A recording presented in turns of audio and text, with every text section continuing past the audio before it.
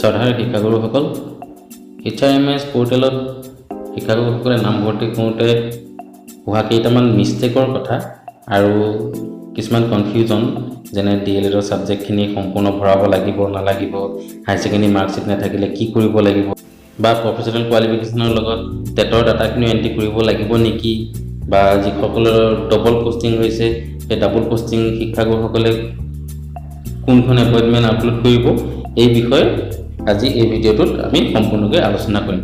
গতিকে মোৰ ভিডিঅ'টো শেষলৈকে চাব। এতিয়া আহক প্ৰথমতে এই প্ৰফাইলটো চাওঁ। এই প্ৰফাইলটোত কি লিখা আছে যে প্ৰফাইল ৰিজেক্টেড। এই প্ৰফাইলটোত সকলোবোৰ ডাটা সঠিকভাৱে দিয়াৰ পাছতো এই প্ৰফাইলটো কিয় ৰিজেক্ট হ'ল, এতিয়া এই কথাখিনি চাবৰ কাৰণে আমি প্ৰফাইলটো ৰিজেক্ট হোৱাৰ কাৰণটো চাওঁ আহক।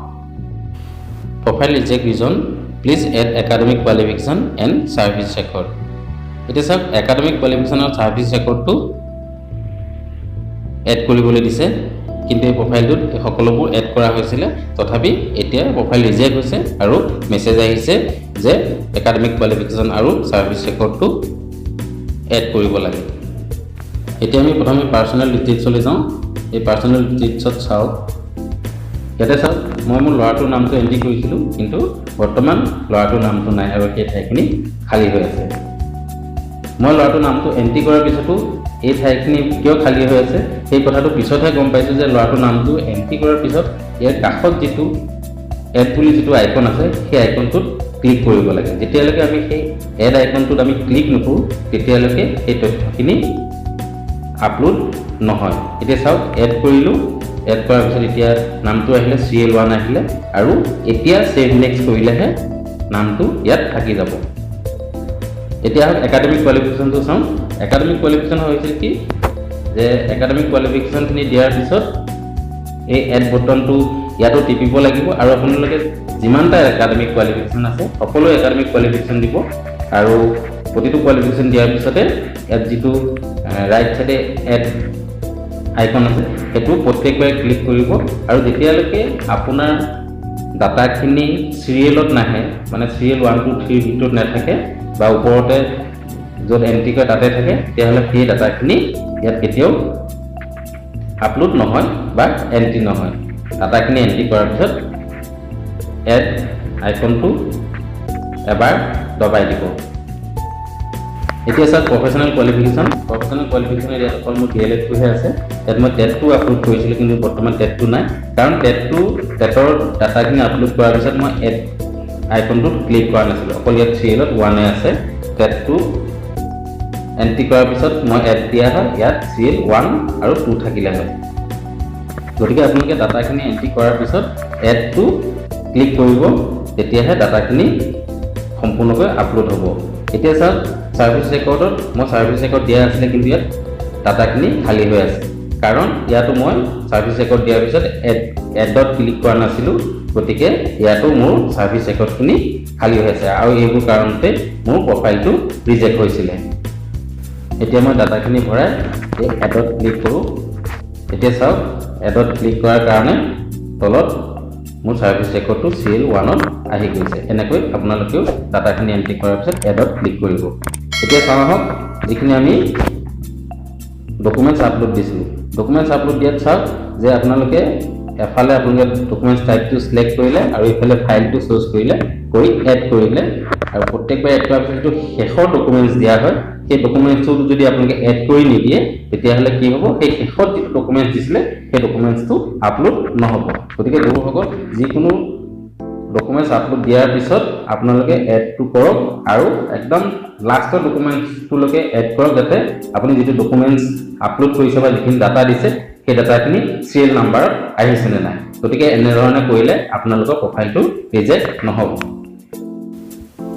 শিক্ষাগুৰুসকলৰ অন্যান্য কিছুমান সমস্যা বা কনফিউজন দূৰ কৰিবৰ কাৰণে মই আমাৰ Hrmsৰ যি হেল্পলাইন নাম্বাৰ আছিলে সেই নাম্বাৰত কল কৰিছিলোঁ, আৰু সেই কল কৰা অডিঅ' ৰেকৰ্ডিংটো মই আপোনালোকলৈ আগবঢ়াবলৈ লৈছোঁ। মোৰ আশা এই অডিঅ' ৰেকৰ্ডিংটো শুনাৰ পিছত আপোনালোকৰ বহুতো সমস্যা সমাধান কৰিবলৈ ইয়াৰ পৰা সমাধান পাব। আহকচোন অডিঅ'টোনো কি আছিলে বা তেখেতলোকে ইয়াৰ সমস্যাসমূহ সমাধানৰ কাৰণে কি কি উপায় দিছে সেইখিনি আমি শুনো। নমস্কাৰ ছাৰ। হয় ছাৰ জনাব। প্ৰফেশ্যনেল কোৱালিফিকেশ্যনত DLEDৰ যিখিনি ছাবজেক্ট আছে গোটেই ছাবজেক্টখিনি আমি ভৰাই দিব লাগিব নেকি? হয় ছাৰ, মানে আপুনি শ্বৰ্ট ফৰ্মত ভৰাই দিব ছাৰ। ছাৰ DLEDত আমাৰ এটা স্পেচিয়েল ছাবজেক্ট আছিলে ছ'চিয়েল ছায়েন্স বা ছায়েন্স বা মেথছ, এনেকৈ এটা স্পেচিয়েল ছাবজেক্ট আছিলে। অকল স্পেচিয়েল ছাবজেক্টটো দি দিলে হ'ব নেকি, নে গোটেইখিনি দিলে ভাল হ'ব? ছাৰ গোটেইখিনি ভৰাই দিলে ছাৰ বেছি ভাল হ'ব। আচ্ছা, আৰু এটা সমস্যা আছিলে, এই কেটেগৰী অফ পষ্ট বুলি এটা অপশ্যন আছিলে, সেই অপশ্যনটোত কি লিখিব লাগিব? এছিষ্টেণ্ট টিচাৰ লিখিব লাগিব নে ৰেগুলাৰ লিখিব লাগিব? সেই বিষয়টোলৈ অলপ ছাৰ আপুনিতো তাতে লিখিব লাগিব জানো? মানে আপোনাৰ আপুনি চাইড আপুনি এইটো আগতে কি ছাৰ চিলেক্ট কৰিছিলে? প্ৰথম ষ্টেপত কি চিলেক্ট কৰিছে? আপুনিতো ৰেগুলাৰ চিলেক্ট কৰিছে। হয়। তো আপুনি এলিমেণ্টাৰী ন? হয়, এলিমেণ্টাৰী। তো ৰেগুলাৰে ছাৰ তাত লিখি দিয়ক। আপুনি 5 নম্বৰ ষ্টেপ আপোনাৰ তাতে কেটেগৰী অফ পষ্ট, আপোনাৰ নেম অফ দ্য পষ্ট হেলটো চিলেক্ট কৰাৰ পিছত তলত আহিছে ন? হয় হয় হয় হয় হয়। তো আপুনি সেইটো কৰিব পাৰিব ছাৰ। আপুনি আপোনাৰ ৰেগুলাৰে লিখক, আৰু পাৰিলে আপুনি এছিষ্টেণ্টো লিখিব পাৰে, এইটো মেটাৰ নকৰে ছাৰ। এইটো অসুবিধা নাই ন? একো নাই। ঠিক আছে। আৰু ছাৰ এটা আমাৰ স্কুলৰ এজন ছাৰ মানে মেট্ৰিক পাছ কৰি পেলাই তেওঁলোকে চাকৰি কৰিছিলে, বহুত পুৰণা শিক্ষক হয়। তেওঁলোকে এতিয়াতো হায়াৰ ছেকেণ্ডেৰী মাৰ্কশ্বিটখন আপলোড নিদিলে তেওঁলোকৰ এইটো একচেপ্ট নকৰে, সেইটো কাৰণে এইটো কি কৰিব লাগিব? ছাৰ তেখেতসকলক জনাব যে এপৰ চাইজ পেপাৰত ছাৰ দি এটা হয় নিজে যে মোৰ এপ্লিকেবল নহয়, মই মানে নট এপ্লিকেবল বুলি লিখি তলত মানে এটা চাইন লিখি ছাৰ আপলোড কৰি দিব। ঠিকে আছে। আৰু ছাৰ হেৰি নহয়, প্ৰফেশ্যনেল কোৱালিফিকেশ্যন লগতে টেটটো এড কৰিব লাগিব নেকি? হয় হয় ছাৰ, টেটটো এড কৰিব লাগিব। আৰু সেই ডকুমেণ্টছবিলাক PDF দিলে ভাল হ'ব নে JPG দিলে ভাল হ'ব? ছাৰ PDFত বেছি ভাল হ'ব। PDFত ভাল হ'ব। আৰু এটা সমস্যা আছে, মানে কি আমাৰ ডবল পষ্টিং কিছুমান আছিলে, ডবল পষ্টিংখিনি কি কৰিব লাগিব? এপইণ্টমেণ্ট 2খন দিব লাগিব নেকি? ছাৰ তেনেকৈ এপইণ্টমেণ্ট 2খন বুলি তেনেকৈ নাই। পাৰিলে আপুনি যদি পাৰে ছাৰ, আপুনি PDF কৰি 2খন দিলেও একো ডাঙৰ কথা নহয়। যদি পাৰে ছাৰ দিলে বেছি ভাল। আৰু মানে কি এতিয়া লেটাৰ নাম্বাৰটো সলনি হৈছে, সেইটো কাৰণে এটা সমস্যা হৈছে।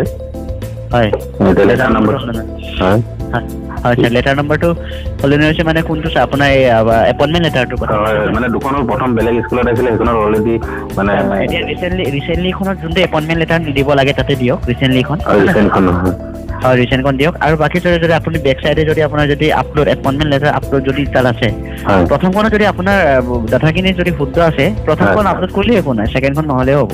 মানে কি স্কুল বেলেগ হৈ গৈছিলে, আকৌ এখন দিছিলে এপইণ্টমেণ্ট? হয় ছাৰ, আপুনি ছাৰ্ভিচ ৰেকৰ্ডত দিলেই হ'ব, বাকী এপইণ্টমেণ্ট লেটাৰ এখন আপলোড কৰিলে হ'ব। কিন্তু ছাৰ যোনখন ৰিচেণ্ট ন ছাৰ, সেই ৰিচেণ্টখন আপলোড কৰিব। যোনখন ৰিচেণ্ট সেই ৰিচেণ্টখন আপলোড কৰিব। হয় হয় হয়, ঠিক আছে ঠিক আছে। হয়, আৰু ছাৰ প্ৰব্লেম আছে নেকি বাৰু? নাই, বৰ্তমান পোৱা নাই বাৰু। যদি আকৌ কিবা প্ৰব্লেম পাওঁ কল কৰিম। Okay sir, thank you. ঠিক আছে, ৱেলকাম। Okay sir.